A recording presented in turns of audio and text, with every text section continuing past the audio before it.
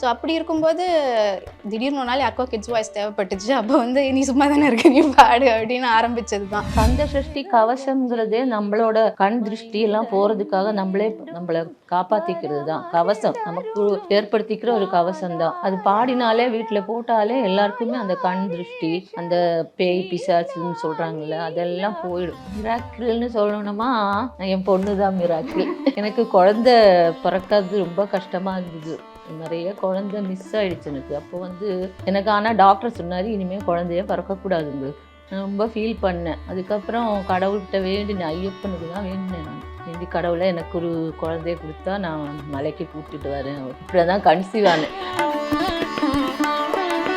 ஏரக செல்வா மைந்தன் வேண்டும் வரமகிழ்ந்தருளும் லாலா லாலா லாலா வேஷமும் லீலா லீலா லீலா வினோ